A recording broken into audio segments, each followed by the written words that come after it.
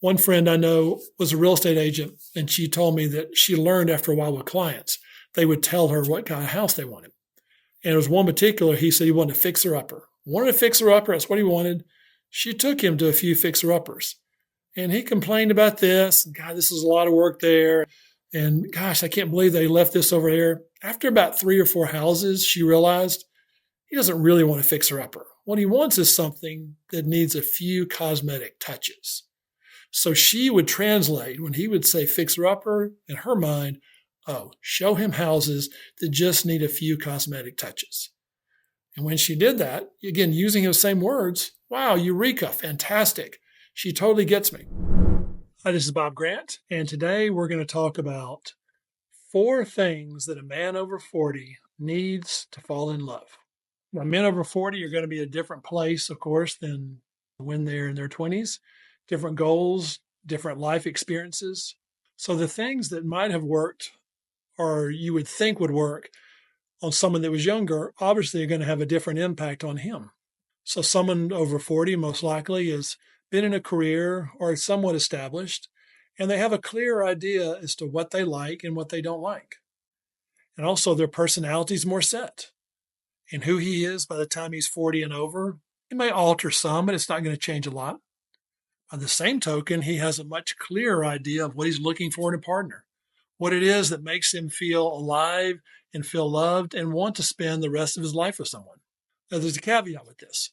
There are some men, and it's rare, that are over 40 that just do not ever want to get married. They don't want to. It's a minority. If he says that, pay attention to it. A little sidebar. So I'm talking about all the other men in general with that. And of course, there's going to be some issues someone has. All of us have some pain. All of us have. But these are the main things that I found. And when I've talked with men, there's a men's group. I'm in a group of guys. We've known each other for years. I hear this. Most of them are married, and they would echo these things. They might use different words. So the first thing, for every man. So the first thing is he needs to feel needed. So the first thing is he needs to feel like he's your hero. For him, he needs to feel that he can do something that you're proud of him, that you're impressed with him. And that's more specifically as to what is his normal skill set. In other words, what does he like doing that you appreciate?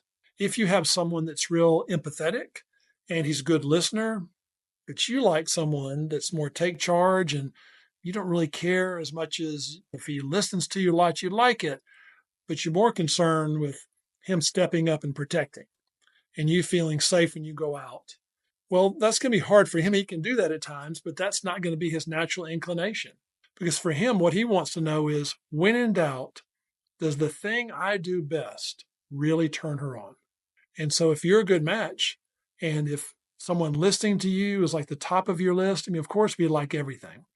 If that's the main thing and he's good at listening, see, in his mind, I get praised. I get this look in her eyes of admiration just by doing what I do. And she's so pleased and she's so happy because in his mind, you're easy to please.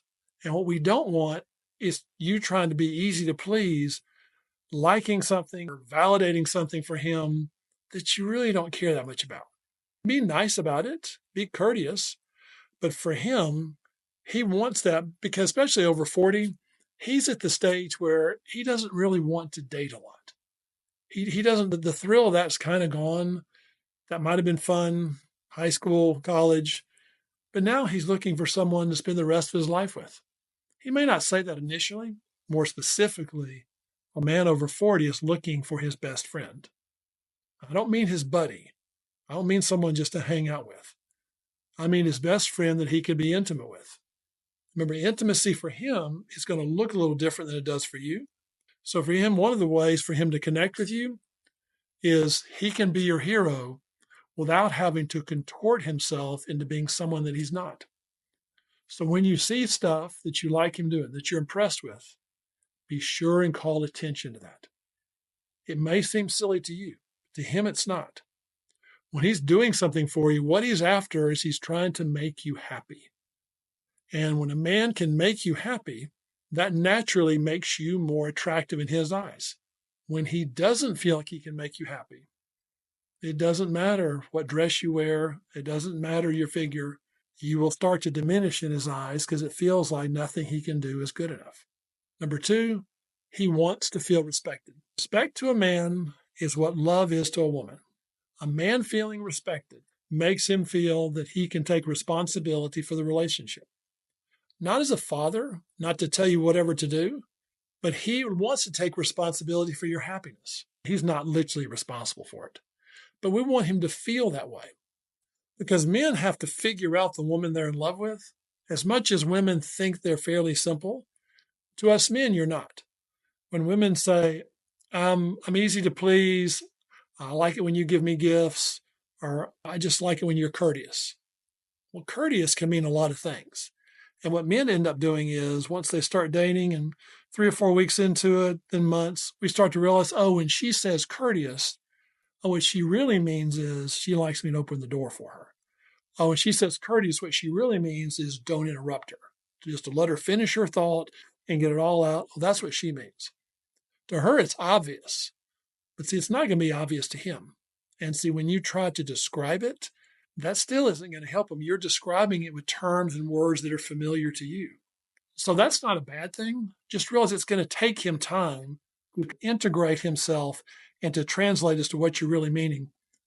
One friend I know was a real estate agent, and she told me that she learned after a while with clients, they would tell her what kind of house they wanted. And there was one particular, he said he wanted a fixer-upper. Wanted a fixer-upper, that's what he wanted. She took him to a few fixer-uppers. And he complained about this. God, this is a lot of work there. And gosh, I can't believe they left this over here. After about 3 or 4 houses, she realized he doesn't really want a fixer-upper. What he wants is something that needs a few cosmetic touches. So she would translate when he would say fixer-upper in her mind, oh, show him houses that just need a few cosmetic touches. And when she did that, again, using those same words, wow, eureka, fantastic. She totally gets me. So that's what's going to happen with him as he gets to learn you. But him being respected is something where I tell women this all the time. Never argue with a man. Now, that doesn't mean agree with him. That doesn't mean never disagree. That doesn't mean do whatever he says. Arguing is competitive. And the problem with competitive, when men do it with each other, it's one thing if we'll disagree over something, but if we're arguing as a man, we're fighting to win. There is no second place. If we're not arguing or getting in a heated discussion to try to have a common ground, it's about me prevailing over you, me proving my idea is better than yours. I don't want you stirring that up with him. So the arguing part is once it feels competitive, get out of that conversation. Have it later. Because that emotion is not going to draw him closer to you. That emotion, that's not about standing up for yourself. That's about showing him that you don't need to be taken care of, that you're quite capable of taking care of yourself. That's the message that sends. We can be firm and soft at the same time. One of the ways we do this is you talk slower and softer when you want to make a point. I don't have to raise my voice to be serious. Parents learn this all the time, at least some do. Raising your voice is not always the best way to get someone's attention. So he wants to be respected above all else. If there's a picture I can give you, imagine he's your boss. He's not your boss. Let's just imagine he is. If you disagree with your boss, there's a certain amount of respect you're still going to have. It's your boss. Your boyfriend, husband's not your boss. Not saying that. But if you'll keep that in your mind, to keep that respect in place, you can still disagree. You can still say no to certain things. But the respect part to him, remember, is as big to him as love is to you. I would say the same thing to a man, which is remember, be loving to her. You can be firm, but don't get real competitive with her. You may win this battle, but you're going to lose her heart if you keep it up. So respect is huge with him. And when a woman shows respect to a man, that makes him feel the need to take care of her. For him, it makes his guard come down. Number 3, he wants to feel accepted. This is similar to the other two, but this acceptance is about for who he is. Does she like me for who I am, or is it just for what I do for her? Is it that I pay for dinner? Is it that I dress a certain way? Does she like all of me? Now, there are parts all of us have that we need to grow. There are parts all of us need to take a look at, and we need those that love us to point it out. We're not saying pretend that you don't notice things. But if we have to change someone, if they require a lot of overhaul, if they require a lot of maintenance, men really don't like that. When I'm talking with a client, one of the things they're asking me as far as what type man they want to marry, I get them to whittle down and say, tell me your 3 non-negotiables. We got a process we go through. You can go down below relationship headquarters and we can go through that if you like. But that 3 things they have, that's not for me to pick. Those are things in her heart. And I said, let's find out what those are. And I said, now these 3 things you must have. You absolutely have to have this in a partner. That's not for me to tell you. All we did was discover them. Because what happens is if someone gets like 2 out of 3, the problem is the third one, they end up trying to prop it up in their partner. They hint, they poke, they nag, they are remorseful. Now, don't do that to a man. Let's be ruthless with those 3 things you got to have. Again, that's why they're called non-negotiables. Because I find when you get your non-negotiables, you don't really mind about other things. And the best part is, because there's only 3, we're going to be extra picky. Remember, picky is not the things you pick. So you can pick superficial stuff, tall, good looking, which you'll find with 3, that really whittles out the other stuff. Picky is the number of things. So if you have a list of 10 things, that's not going to be accepting a man for who he is. That's going to be measuring him against some artificial list that, frankly, no man can measure. So this isn't for me or anyone to tell you what your 3 things should be, but let's discover what those are. Our process, usually we do it over 2 or 3 days, and we do it one day, take a break, do it the next. So we give our heart a chance to kind of let the stuff come to the surface. And again, what you should want is not the same as what you do want.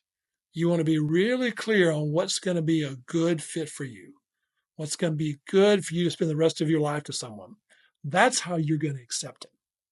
So we're not saying accept something you don't like and pretend you like it. That's just lying.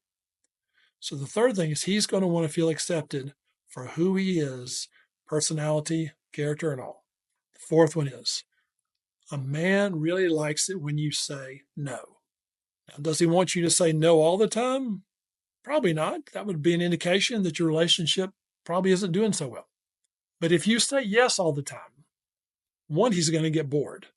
If you only say yes, because that's what he does when he's single. When he's single, he does everything he wants to do anyway, and there's not much difference. Also, when you say yes all the time, what he notices is at some point, you're going to get angry.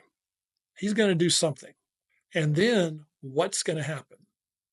When you say no, when stuff bothers you early on, when you say no quickly, you're letting him know that you're in charge of taking care of you. He doesn't have to worry about taking you for granted. No worries at all. You'll take care of that. You'll say no to last-minute invitations. You'll say no if he's rude or inappropriate in public and set whatever boundary you need to. Saying no to him actually lets him know that you're maintaining your own value. So we're not going out and looking for ways, I need to say no 3 times this week. We're not doing that. But when you don't like something, and I don't mean like you could take it or leave it. I mean, when you really don't like something and you say yes anyway, you're lying. You're lying to yourself and you're lying to him. And the problem is you're going to train him, that she really does like that. Now, this is going to lead to resentment. A man would much rather you say no so he gets a clear idea of who you are and what you like, which goes back to that thing we mentioned, that he, during the first few weeks and months, really it's a lifetime, but early on more so, he's figuring you out. He's understanding as far as, does she like this? Does she not like that? Your no's helping with this. The other part about no that's so critical is I want him to see you upset. I want him to see you say no and see that you don't scream and go crazy like maybe an ex-girlfriend did, that you're not condescending. He fears you might be. I want him to see you upset and realize you can be upset and safe. You can be firm without attacking him. You can actually not like what he suggests at all and not associate that being a reflection on him. We want to make no where it's safe because I want him to try things and experiment with you. And when you say no, and you say it quickly, and you say it respectfully, or I'd rather not, can we try something else? That's an invitation for him to keep trying. If you're harsh with it, we'll put it this way: if you and you wait before you say no, the problem is it will then build, and then you're full. And then when you say no, it's going to come out like a volcano. And that's where things happen. Of like, I can't believe this. You've done this so long. What's wrong with you? And he's blindsided. Where did this come from? I had no idea this was that big a deal. So you saying no actually makes it safe for him to know, oh, if that's as bad as it gets, I can take risk with her. I don't have to worry about her storing up resentment and punishing me one day. So those are 4 keys I found with men over 40. When they experience that with a woman, that's when they begin to think, I want to spend the rest of my life with her. This is someone that gets me and likes me. And now it's not about I have to be talked into anything. It's I want to wrap it up. I actually want to spend more and more time with her. Now, if this is something that's helpful, be sure and leave a comment down there. And be sure and also visit us at Relationship Headquarters. And especially for one of the options I have is if you want to go through your non-negotiables, you can go to Relationship Headquarters, send us a note, and we can walk you through that process. And if you have anything else, be sure and let us know. And I'll talk to you next time.